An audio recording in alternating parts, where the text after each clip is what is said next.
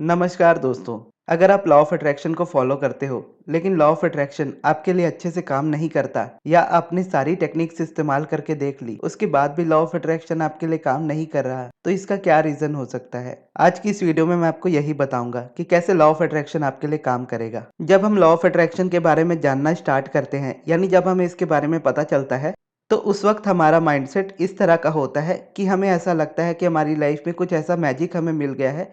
यानी एक तरीके से आप इसको टोटका कह सकते हो कि अगर मैं ये चीज़ करूँगा, इस टेक्निक को फॉलो करूँगा तो मेरी मैनिफेस्टेशन पूरी हो जाएगी। लेकिन फिर जब हम किसी टेक्निक के थ्रू किसी चीज़ को मैनिफेस्ट करने की कोशिश करते हैं और उसमें बुरी तरह से फेल हो जाते हैं, तो हमारे माइंड में ये क्वेश्चन आ जाता है कि लॉ ऑफ अट्रैक्शन काम नहीं करता। लॉ ऑफ अट्रैक्शन हमें जादू की तरह लगता है क्योंकि हमने इसके पावर्स को अपनी लाइफ में एक्सपीरियंस नहीं किया।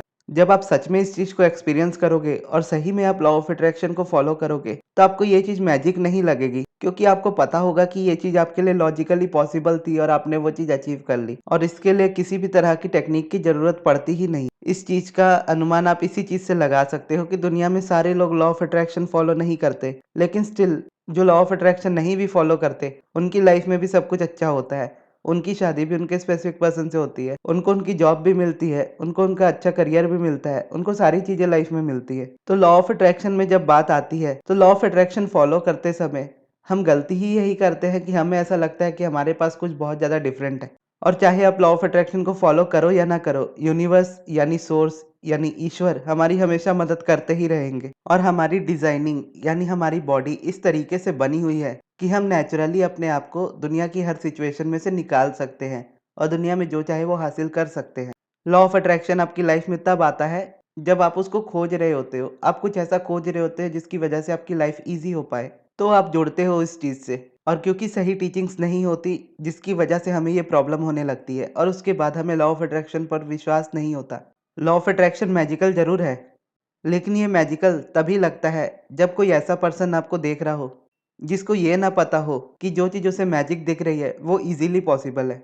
इसीलिए लॉ ऑफ अट्रैक्शन को टोटके की तरह समझना हमारे लॉ ऑफ अट्रैक्शन जर्नी की पहली गलती होती है, जिसकी वजह से हम अपनी मैनिफेस्टेशन से और ज़्यादा दूर भाग जाते हैं। और दूसरा रीज़न ये होता है कि जब हमें लॉ ऑफ अट्रैक्शन के बारे में पता चलता है, तो हमारे लाइफ में जो भी मिसिंग पॉइंट होता है उस चीज़ को भरने के लिए हम पूरी तरह से उसके पीछे हो जाते हैं। उसके अलावा हमें कुछ भी नज़र नहीं आता। और मोस्टली लॉ ऑफ अट्रैक्शन में ये होता है कि लॉ ऑफ अट्रैक्शन में बेसिकली लोग स्पेसिफिक पर्सन को मैनिफेस्ट करने के लिए ही आते हैं, ज़्यादातर लोग, हर कोई नहीं। क्योंकि लाइफ की जितनी चीज़ें हैं वो सारी देखा जाए तो लॉजिकली ऐसा हमें लगता है कि हम खुद से सॉल्व कर सकते हैं। जैसे जॉब है, मनी है, हेल्थ है, इस चीज़ पर हम एक्शन वाइज भी काम कर सकते हैं। लेकिन जब बात स्पेसिफिक पर्सन की आती है कि सामने वाला पर्सन नहीं मान रहा, तो हम इस चीज़ को उसमें इस्तेमाल करने की कोशिश करते हैं। और क्योंकि हमारी पावर हमारे अंदर होती है, दूसरे पर्सन में नहीं, तो जब हम लॉ ऑफ अट्रैक्शन की हेल्प से किसी दूसरे पर्सन को कंट्रोल या फिर चेंज करने की कोशिश करते हैं, तो वो चीज़ हमें बैकफायर करती है। और जो चीज़ें बची होती है उस चीज़ों को भी हम ख़त्म कर लेते हैं, यानी जो चीज़ें अच्छी होने वाली होती है वो और बुरी हो जाती है। और एक तरीके से हमारी चेजिंग वाली मेंटेलिटी हो जाती है कि हम किसी चीज़ के पीछे या किसी इंसान के पीछे भागने लग जाते हैं बहुत ज़्यादा। सबसे ज़्यादा ऐसा स्पेसिफिक पर्सन से रिलेटेड चीज़ों में होता है कि सामने वाले पर्सन को हम इतनी ज़्यादा इंपॉर्टेंस देते हैं कि उसके बिना मेरी लाइफ अधूरी है। और जब मैंने मेरी लॉ ऑफ अट्रैक्शन की जर्नी स्टार्ट की थी और जब मैं अपने आप को देखता था किसी चीज़ के पीछे भागते हुए या किसी लोगों के पीछे भागते हुए, तो मैं खुद को एक अपने तरीके से अफ़र्मेशन देता था। यानी आप मुझे पहले से फ़ॉलो कर रहे हो तो आपको पता होगा मेरा मूवीज़ देखने का कितना ज़्यादा इंटरेस्ट है। और मेरा माइंड एक तरीके से देखो तो मूवीज़ में ही सोचता है और ज़्यादातर मेरा माइंड फिर हेरा फेरी मूवी से रिलेटेड चलता है।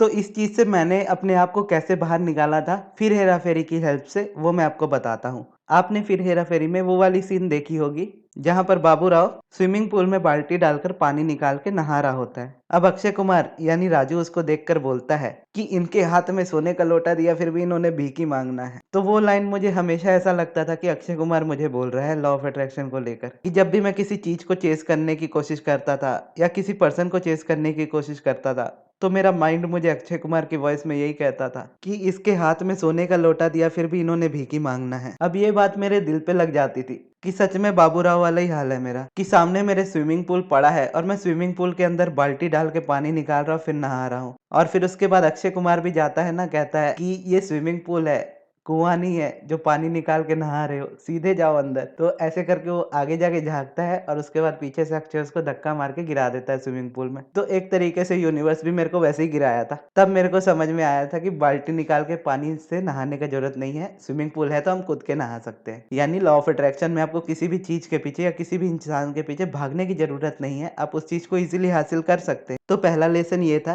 कि लॉ ऑफ अट्रैक्शन किसी टोटके की तरह नहीं है, आप जो भी अपनी लाइफ में चाहते हो उस चीज़ को आप इजीली हासिल कर सकते हो।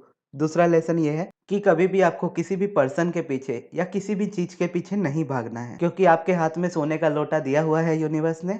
और अगर आप किसी के पीछे भागोगे, किसी इंसान के पीछे या किसी चीज़ के पीछे, तो फिर यूनिवर्स की आवाज़ आपको राजू की तरह आएगी कि इनके हाथ में सोने का लोटा दिया फिर भी इन्होंने भीख मांगना है। तो अगर आप चाहते हो कि यूनिवर्स आपका मजाक ना उड़ाए, तो इस चीज़ का बिल्कुल ध्यान रखिएगा कि आप कभी भी किसी चीज़ के पीछे या किसी इंसान के पीछे ना भागे। अब इसका मतलब ये नहीं है कि जो आप चाहते हो वो आपको नहीं मिलेगा, वो आपको बिल्कुल मिलेगा, लेकिन आप जितना ज़्यादा भागोगे किसी चीज़ के पीछे या किसी इंसान के पीछे, वो उतना आपसे दूर जाता जाएगा। अब नेक्स्ट पॉइंट की तरफ बढ़ते हैं, जो कि ये है कि जब हमें लॉ ऑफ अट्रैक्शन के बारे में पता चलता है, तो हमें ये चीज़ पता चलती है कि ये सारी चीज़ें जो हमारी लाइफ में हो रही है, ये हमारी मैनिफेस्टेशन है। यानी अगर हमारी लाइफ में कोई चीज़ अच्छी है या कोई चीज़ बुरी भी है, तो हम भले ही इस बात को एक्सेप्ट करें या ना करें, लेकिन ये सारी चीज़ें हमने खुद ने अट्रैक्ट की है। अब जब हम ये चीज़ सुनते हैं, तो ये चीज़ कहीं न कहीं हम एक्सेप्ट नहीं कर पाते, और एक्सेप्ट नहीं कर पाते तो हम खट्टा मीठा के जॉनी लीवर जैसे बन जाते हैं। अगर आपने खट्टा मीठा मूवी देखी है, तो आपको वो सीन याद होगा जब जॉनी लीवर आता है अक्षय कुमार का रोड रोलर ठीक करने, तो रोड रोलर के सारे पार्ट्स को निकाल कर और ज्यादा खराब कर देता है। और जब भी अक्षय उससे पूछता है,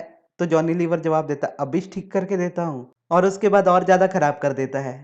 और फिर जब अक्षय कुमार से बहस होती है उसकी, तो खुद बचने के लिए, सारा इल्जाम अक्षय पर डालने के लिए खुद ऐसा कहने लगता है कि लो लो लो लो, सुना क्या, ये भी मेरी गलती है।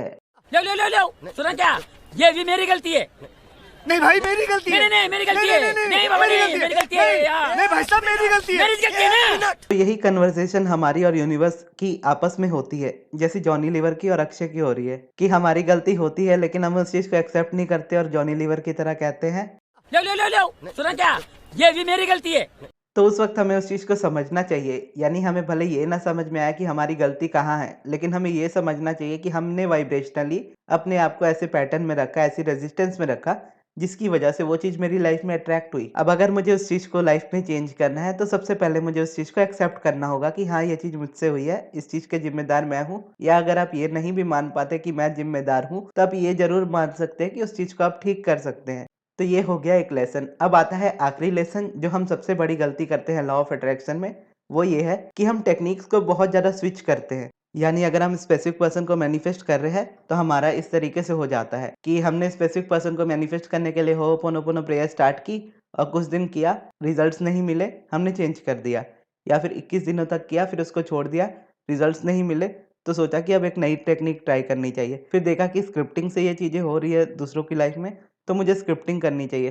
तो आपने स्क्रिप्टिंग की और उसके बाद देखा कि वो चीज़ भी नहीं हुई। फिर आपने देखा कि किसी की सक्सेस स्टोरी आई कि उन्होंने 555 टेक्निक से सक्सेस हासिल की, तो आपने 555 टेक्निक को लिखना शुरू कर दिया, और देखा कि उससे भी आपकी मैनिफेस्टेशन नहीं हुई। यानी किसी टेक्निक से सक्सेस स्टोरी को देखकर आपने सोचा कि वो टेक्निक आपके लिए भी उतनी काम करेगी। लेकिन टेक्निक्स या कोई भी चीज़ आपके लिए काम तब करती है जब आपकी अलाइनमेंट उस चीज़ से कनेक्ट होती है। तो अलाइनमेंट ही होती है जो मैटर करती है। और ये भी एक क्वेश्चन आ जाता है, मेरे लिए भी आ जाता है, अब्राहम के लिए भी आ जाता है, क्योंकि मैं अब्राहम की टीचिंग्स को फॉलो करता हूँ। तो उनको बेसिकली क्वेश्चंस लोगों का ये होता है कि अब्राहम की टीचिंग्स में रेपिटेशन बहुत ज़्यादा है। यानी अब्राहम अपने हर एक सेमिनार में या हर एक बुक में या मैं अपनी हर एक वीडियो में अलाइनमेंट और रेजिस्टेंस की ही बात करता हूँ, मेडिटेशन पॉजिटिव एस्पेक्ट्स की ही बात करता हूँ। या जब मुझसे कोई पर्सन सेशन लेता है, तो उनकी भी एक्सपेक्टेशन ये होती है कि मैं उन्हें कुछ नया सिखाऊं, जबकि चीज़ें नई पुरानी में नहीं होती। कोई भी चीज़ सिस्टम से जब चलती है, तो उसके कुछ ही रूल्स होते हैं। यानी कभी भी रूल्स बहुत ज़्यादा नहीं होते किसी चीज़ को फॉलो करने के लिए, और चीज़ें अगर बार बार चेंज होती है, तो वो चीज़ें सच नहीं होती है। सच वो होता है जो एक ही बात हो, बार बार हो। और लॉ ऑफ अट्रैक्शन का सबसे बड़ा सच ये है कि अगर आप अपनी लाइफ में कुछ भी हासिल करना चाहते हो, चाहे वो कोई भी चीज़ हो, आपको रेजिस्टेंस को हटा के उस चीज़ की अलाइनमेंट में आना है, आप उस चीज़ को हासिल कर लोगे। और जैसे मैं money and the law of attraction book पढ़ रहा था, तो उसमें जेरी हिक्स ने प्रीफेस में लिखा था कि लोग इंटरटेन होना ज़्यादा पसंद करते हैं अपनी लाइफ में एजुकेट होने से, और अब्राहम ऐसी टीचर है जो आपको एंटरटेनमेंट के साथ एजुकेशन देती है। कि अब्राहम ऐसे टीचर नहीं है कि वो आपको बोर करके कोई चीज़ सिखाए, वो इस तरीके से सिखाते हैं कि आप उस चीज़ को एंजॉय भी करो और आप सीख भी जाओ। तो इसीलिए अपने माइंड को बहुत ज़्यादा चीज़ों में डाइवर्ट नहीं करना चाहिए, बहुत सारी चीज़ों में नहीं लगाना चाहिए। आपको बस कुछ चीज़ें चूज़ करनी चाहिए अपने लाइफ़ के अकॉर्डिंग जो आपको अच्छी लगती हो, और उन प्रोसेस को आपको यूज़ करना चाहिए हमेशा। जैसे मैं मेरी लाइफ़ में मेडिटेशन, पॉजिटिव एस्पेक्ट्स यही दोनों सबसे ज़्यादा यूज़ करता हूँ। इसके अलावा मुझे अगर कभी ज़रूरत पड़ती है तो मैं स्क्रिप्टिंग करता हूँ, या फिर मैं अपने लिए सब्लिमिनल बनाता हूँ, या कभी-कभी अफ़र्मेशंस लिखता हूँ। लेकिन एक रूटीन को हमेशा मेंटेन करता हूँ कि मेडिटेशन और पॉजिटिव एस्पेक्ट्स को हमेशा लिखता रहूँ। वो बीच-बीच में गैप हो जाते हैं, चलता है, लेकिन मैं फिर भी उसकी हैबिट बनाता हूँ कि वो रेगुलर रहे। और एक इम्पॉर्टेंट चीज़ कि अब से मेरे चैनल पर मैं थोड़ी अपनी टीचिंग्स पर ज़्यादा जाना चाहता हूँ। यानी अब्राहम की टीचिंग्स तो मेरे साथ हमेशा रहेंगी ही, लेकिन साथ ही मैं आपको ये बताना चाहता हूँ कि मैं कैसा सोचता हूँ, मैं कैसे बिलीव करता हूँ, मैं कैसे चीज़ों को करता हूँ। अगर आपकी वाली सिचुएशन मेरी होती तो मैं क्या करता? और ये चीज़ें मैं इससे पहले कभी चैनल पर नहीं बताता था, क्योंकि मुझे ऐसा लगता था कि कहीं न कहीं मैं अपना बिलीफ पास ऑन कर दूँगा आपको ना चाहते हुए। लेकिन फिर पिछले कुछ दिनों में मेरे साथ कुछ ऐसे एक्सपीरियंसेस हुए, जिसने मुझे इस चीज़ के लिए मजबूर कर दिया कि मैं अपनी टीचिंग्स को भी आगे लेकर आऊँ और चीज़ों को उस तरीके से सिखाना चाहूँ जिस तरीके से मैं चाहता हूँ।